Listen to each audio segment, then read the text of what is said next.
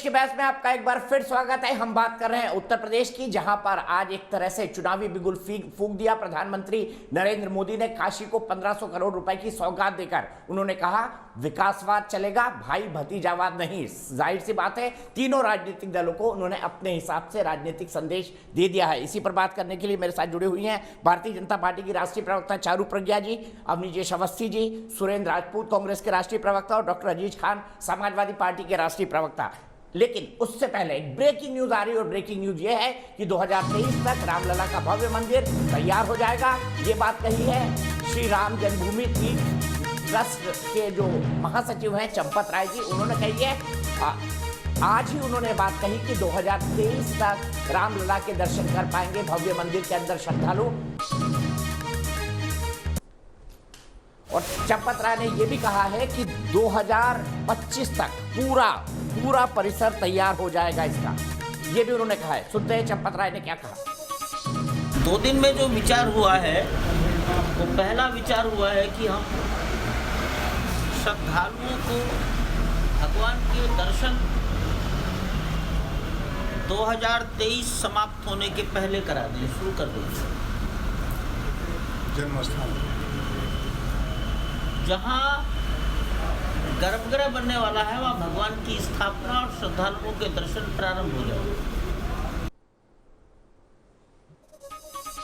बड़ी खबर आ रही है, 2023 तक गर्भगृह के दर्शन कर सकेंगे श्रद्धालु और 2025 तक जो पूरा परिसर है तैयार हो जाएगा। 100 एकड़ से ज्यादा का पूरा परिसर होगा। और उत्तर प्रदेश चुनाव के अंदर ये भी एक बड़ा मुद्दा बनेगा। सुधाकर शरण दिल्ली से हमारे एक दर्शक जुड़ गए हैं। सुधाकर बताइए, कब जाएंगे आप रामलला का दर्शन करने, जाएंगे या नहीं जाएंगे? बचपन से इसी चीज का इंतजार रहा है। जब बहुत छोटे होते थे हम लोग, शायद 7th 8th में पढ़ते थे, तो ₹1.25 और 1 ईंटा देना पड़ता था। बिहार से हूँ मैं, वहाँ हम सब ने यही किया है। जितने जल्दी रामलला बुलाएंगे हम लोग सब वहाँ रामलला के दर्शन के लिए जाएंगे। मेरे जैसे और भी बहुत सारे लोग होंगे जो इंतजार कर रहे होंगे कि कब रामलला के पट खुलें और हम लोग अयोध्या जाके उनके दर्शन कर सकें। ठीक है, तो डॉक्टर अजीज खान, देख लिया, देश भर के लोग अब अयोध्या आने की तैयारी कर रहे हैं, तो उत्तर प्रदेश चुनाव में यह भी बड़ा मुद्दा बनेगा। अजीज खान साहब, कैसे काउंटर करेंगे इसको? देखिए दीपक भाई, बहुत अच्छी बात है। धर्म आस्था का विषय होता है और कोर्ट ने जिस तरीके से निर्णय लिया बहुत बेहतर निर्णय है, और जिस तरीके से मंदिर बन रहा है बहुत बेहतर है। लोगों को, श्रद्धालुओं को जाना चाहिए और पूजा अर्चना करना चाहिए, इसमें कोई दो राय नहीं। अभी चारू जी ने कई सवाल उठाए और उनका जवाब देना बहुत जरूरी। उन्होंने कहा साहब काशी, हम ये कहना चाह रहे काशी में बुलेट ट्रेन भी चल गई है, काशी क्योटो भी बन गया है, इनको जानकारी नहीं। इन्होंने नौकरियों की बात की, उत्तर प्रदेश में नौकरी की बात की। मैं नौकरी को बताना चाहूंगा कि 70 लाख नौकरी का वायदा किया था योगी जी ने, और अभी थोड़े दिन पहले उन्होंने इंफॉर्मेशन दिया जो कि वो भी सच नहीं है, कोई आंकड़ा नहीं दे पाए कि 4 लाख नौकरी मैंने दे दिया। मैं आपके माध्यम से जानना चाहता हूं वो 4 लाख नौकरी कहां है, किसको दिया गया, पहला सवाल। दूसरा, आपने कोरोना की बात की, माननीय मोदी जी की तारीफ की। मैं अब बताऊं, ये देखिए अखबार है और इसमें लिखा हुआ है कि 5 विदेशी मीडिया सेंटर ने भी इनकी बड़े स्तर पर बुराई की, उन्होंने आलोचना की इनके व्यवस्था का, काम करने के तरीके का, और जिसमें मेरे ख्याल से कहिए तो मैं पढ़ के भी सुना दूं। न्यूयॉर्क टाइम कहता है गलत फैसलों से कोरोना बेकाबू हुआ। इन्होंने द वाशिंगटन पोस्ट कहता है कि पाबंदियों से जल्दी राहत देने की वजह से ये कोरोना बढ़ा। द गार्जियन कह रहा है भारत में बदतर हालात के लिए पीछे मोदी का ओवर कॉन्फिडेंस, तमाम तरीके के स्टेटमेंट है। रही बात विकास की, विकास क्या हुआ उत्तर प्रदेश में, विकास क्या हुआ है देश में, यह मेरे ख्याल से जनता भी जानती है। और आप एक दूसरे अखबार की कटिंग देखें, विकास लक्ष्यों में 2 पायदान, फिसला भारत, भूटान और बांग्लादेश से भी 2 पायदान नीचे। आज वर्ल्ड हंगर इंडेक्स में अगर देखा जाए तो 2013 में ये 52 पोजीशन में था। सब विदेशी अखबार पर डालेंगे आज डॉक्टर अजीज खान, सब विदेशी अखबार पर डालेंगे। अवनीश अवस्थी क्या कहेंगे विदेशी अखबारों के बारे में? चारू में आ रहा हूं आपके पास। अवनीश जी, फिर सुरेंद्र जी, फिर चारू जी। दीपक जी, हालात मुझे टाइम दे दीजिएगा बोलने का, अगर बुलवाना ही है तो। आज समाजवादियों ने पूरे अखबार पढ़ लिए। हाँ, नहीं, मैं बता देता हूँ इनको। न्यूयॉर्क टाइम्स, वाशिंगटन पोस्ट अखबार पढ़ लिए। नहीं, वो पढ़े, जरूर पढ़े। पहले तो मुलायम सिंह जी कहते थे अखबार पढ़ते कितने लोग हैं। अखबार में जब खबर छपती थी तो मुलायम सिंह जी कहते थे मेरा वोटर अखबार नहीं पढ़ता। बिना अखबार पढ़े वोट देता है। याद होगा अजीज खान को, याद होगा। लेकिन वॉशिंगटन पोस्ट और न्यूयॉर्क टाइम्स के बारे में बता दूं आपको कि अभी वहां पर पोस्ट निकली जर्नलिस्ट की, और उसमें शर्त ये थी कि वही अप्लाई करे जो मोदी का विरोधी हो, जो भारत का विरोधी हो। ठीक है ना? तो उनको उन खबरों, अरे सुन तो लीजिए, बीच में मत बोलिए।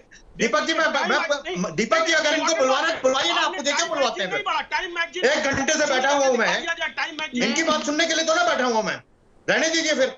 नहीं, आप ही बोल रहे हैं अवनीश जय जी, आप ही बोल रहे हैं, आप ही ये बोल रहे हैं बीच में। आप ही बोल, बात बड़ी साफ सी है, बात बड़ी साफ सी है, बात बड़ी साफ सी है कि जिन अखबारों की कटिंग ये बता रहे हैं, वो भी उनकी सत्यता भी बता दी। वो क्या पत्रकारिता करते हैं कि जो पहले शर्त रखते हैं कि हमारे यहाँ अप्लाई ही वो करे, उसको जर्नलिस्ट रखेंगे, नौकरी पे रखेंगे जो मोदी विरोधी हो। It is in the public domain. Number 1 बात, लोग कहीं कोई इस बात की जिक्र नहीं करता, वो योगी जी हैं जिन्होंने कोटा में फंसे हुए उत्तर प्रदेश के नौजवानों को सबसे पहले सुरक्षित कोरोना काल में अपने प्रदेश में अपने अपने घर तक, अपने अपने दरवाजे तक भेजा था। वो ये महंत योगी आदित्यनाथ हैं जिन्होंने कहा था दिल्ली, न सिर्फ दिल्ली के बॉर्डर पर बसें खड़ी कर दी थी और सारे प्रवासी मजदूरों को जाकर के अपने अपने घरों पे भेजा था।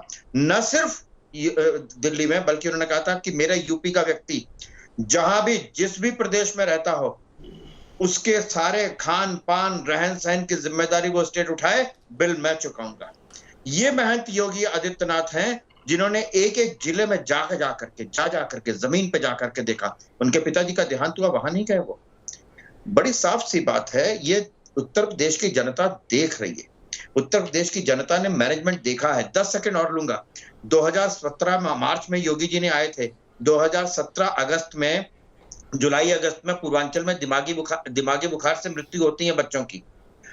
मैं कहता हूं कि दीपक जी आपको प्रोग्राम करना चाहिए कि 2010 से लेके 12 से लेके 17 तक कितनी डेथ हुई और 2017 के बाद कितनी हुई। क्यों नहीं बोलते अजीज खान? अरे न्यूयॉर्क टाइम्स और वॉशिंगटन पोस्ट की खबर से ज्यादा महत्वपूर्ण है कि आप जाकर के देखिए पूर्वांचल में अब क्या दिमागी बुखार से बच्चों की मृत्यु हो रही है कि नहीं। आप अखबार उठा करके दिखा रहे हैं। अखबार उठाऊंगा तो आपको बहुत मुश्किल हो जाएगी।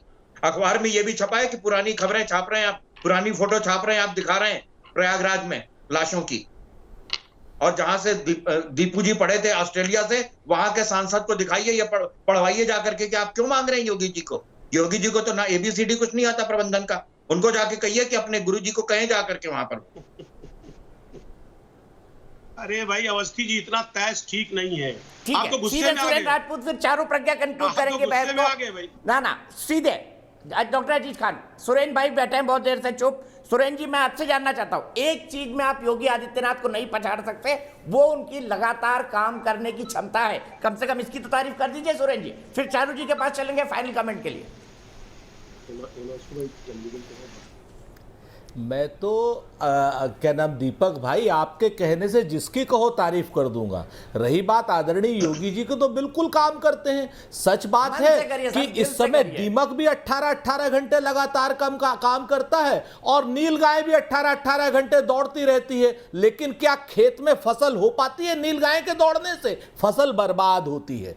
सच बात यह है कि जिन कामों के लिए भारतीय जनता पार्टी को लाया गया था उत्तर प्रदेश में, वो सारे के सारे आप एक दिन एक काम करें ना, उनका विजन डॉक्यूमेंट उठाइए और उसमें अगर 25 रुपए किलो घी आपको मिल गया हो तो बता दीजिए, बेरोजगारों को रोजगार मिल गया हो तो बता दीजिए। अभी चारू बहन एक बात कह रही थी कि 50,000 MSME या 5 लाख पता नहीं, तो मैं इन बहन को बता दूं कि जो आंकड़ा उत्तर प्रदेश की सरकार ने लोन डिस्बर्समेंट का किया था MSMEs के लिए, उसमें पर MSME 20,000 रुपए पर MSME को आ रहा था।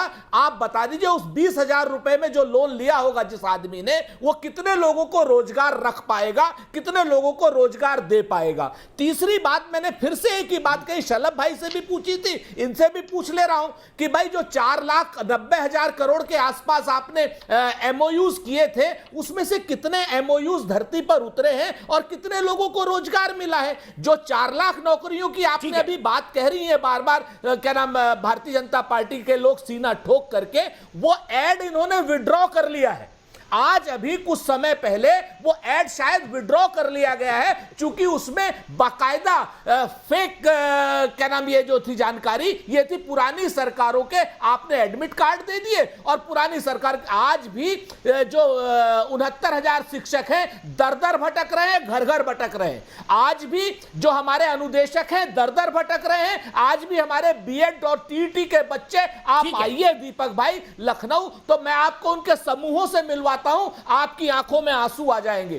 पुलिस भर्ती वाले, सब इंस्पेक्टर की भर्ती वाले, नर्सों की भर्ती वाले, आप जिस भर्ती को भी ले लीजिए पिछले 5 साल में, अगर कोई भर्ती पूरी हुई हो तो मुझे बता दीजिए। सब या तो कोर्ट में भारतीय जनता पार्टी या तो अटकाती है, या भटकाती है, या लटकाती है। 3 काम भारतीय जनता पार्टी को बहुत अच्छे से आती हैं। ठीक है, अटकाती, भटकाती और लटकाती है। बताइए चारू प्रज्ञा जी, क्या भारतीय जनता पार्टी अटकाती, लटकाती और भटकाती है?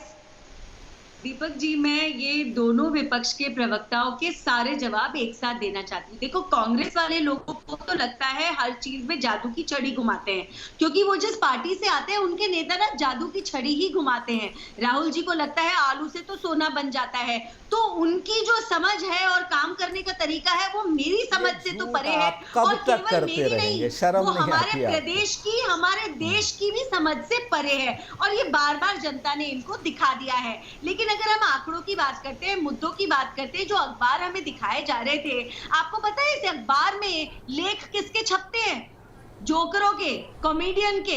ये तो वहां लेख लिख के भेजते हैं, और इन लेखों को ये समाजवादी के प्रवक्ता आकर नेशनल टीवी चैनल पर दिखाते हैं। तो आपको WHO की बात सुनाई नहीं देती, आपको नीति आयोग की बात सुनाई नहीं देती, आपको ये नहीं दिखाई देता कि उत्तर प्रदेश के पड़ोसी राज्य में, दिल्ली में, अगर कोरोना से देहांत हो जाए तो आपको लकड़ी मुफ्त में मिलेगी, आपको दवाई इंजेक्शन नहीं मिलेगा। थोड़ा सा और आगे चलिए, आप राजस्थान में जाएंगे, आपको कफन मुफ्त में मिल जाएगा, आपको कोरोना का इलाज कराने के लिए पैसा नहीं मिलेगा। एकमात्र उत्तर प्रदेश में कोरोना का पूरा इलाज, आपकी जानकारी कम है चारू जी। कोरोना का इलाज, राजस्थान एक ऐसा देश है जिसकी प्रदेश है, सुप्रीम कोर्ट ने तारीफ की, नीति आयोग ने तारीफ की। ठीक है, मैं यहीं पर सबको रोकूंगा। अफसोस चारू जी, मेरे पास वक्त इतना ही है। यूपी में विकासवाद क्या बाकी मुद्दों से बड़ा चुनावी मुद्दा होगा? यस कहते हैं 91% लोग, और देश की बहस में फिलहाल के लिए इतना ही। लेकिन न्यूज नेशन एक ऐसा चैनल है जहां पर खबरों का सिलसिला कभी नहीं थमता।